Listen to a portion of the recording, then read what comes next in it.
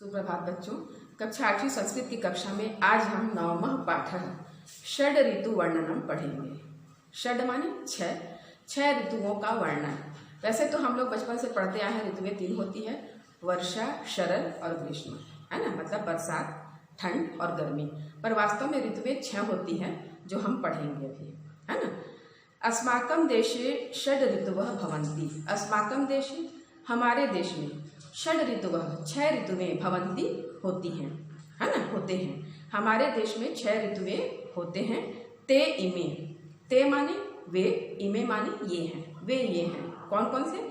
वसंत, ग्रीष्म, वर्षा, शरद, हेमंत, शिशिराश्च और शिशिर, है ना। तो देखो, वसंत नया पढ़े हो आप लोग, हेमंत और शिशिर, ये 3 नए नाम हम पढ़ेंगे। तो कब आते हैं अभी आगे देखेंगे। एतेषु वसंतः ऋतुराजः इति कथ्यते। एतेषु, इनमें, है ना, शु लगा है तो मैं पढ़ेंगे।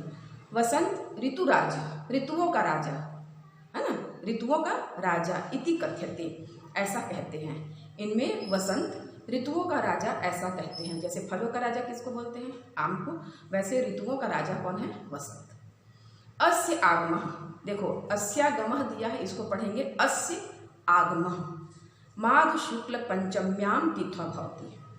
अस्य, इसका, आगम, आगमन, माघ शुक्ल के पंचमी तिथि में होता है।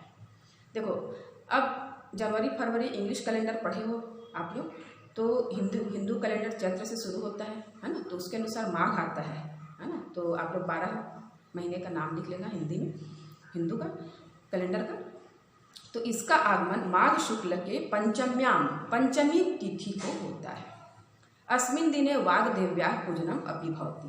अस्मिन् दिने, इस दिन, वाग्देव्याः, वाणी की देवी सरस्वती जी की, पूजनम अपि, पूजा भी, भवति, होती है ना। सरस्वती पूजा होता है ना, कब होता है?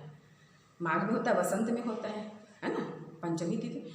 तो बोल रहे हैं कि इस दिन वाणी की देवी सरस्वती जी की पूजा भी होती है।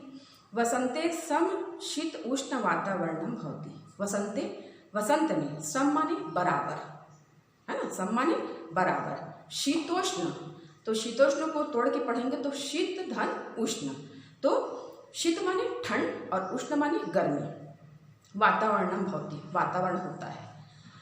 वसंत में सम शीतोष्ण वातावरण होता है, मतलब ठंड और गर्मी समान होता है ना। महसूस होता है ना आप लोग को भी, अब महसूस करना आप लोग, ठंड और गर्मी समान होता है वसंत में। शीतल मंदः सुगंध मलय अनिल प्रवहति। शीतल, मंद, मंद माने धीमी, सुगंध सुगंधित, मलय, मलय माने चंदन होता है ना, चंदन। अनिल माने हवा, है ना, अनल माने आग होता है और अनिल माने हवा, प्रवहति माने बहती है। शीतल, मंद, सुगंधित, तो मलय को बोलेंगे मलय पर्वत से, मतलब चंदन के वृक्ष जहाँ होते हैं वहाँ के पर्वत से हवा बहती है। शीतल, मंद, सुगंधित मलय पर्वत से हवा बहती है। वने उपवने च विविधानि पुष्पाणि विकसन्ति। वन और उपवन में विविध प्रकार के फूल खिलते हैं।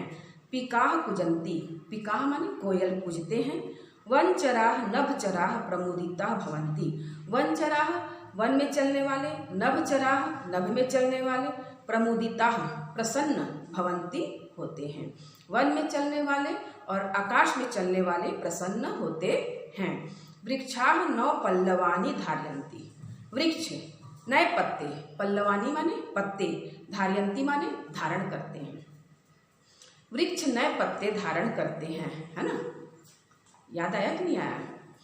आम वृक्षाः मंजरीभिः अति शोभन्ति। आम के वृक्ष मंजरियों से बहुत सुंदर दिखाई देते हैं या बहुत सुशोभित होते हैं, है ना। उसमें बोलते हैं ना, आम में बौर लग जाना, उसी को बोल रहे हैं मंजरी बोलते हैं संस्कृत में, है ना। आम के वृक्ष मंजरियों से बहुत ही शोभायमान होते हैं। वसंते गते ग्रीष्म आगच्छति। ठीक है, अब कौन सा मौसम आ रहा है? ग्रीष्म ऋतु। वसंत के बीत जाने पर ग्रीष्म ऋतु आती है। ग्रीष्मे प्रचंड सूर्यातपेन धरा तपति। ग्रीष्म में प्रचंड सूर्य के ताप से धरा, धरती, तपती है।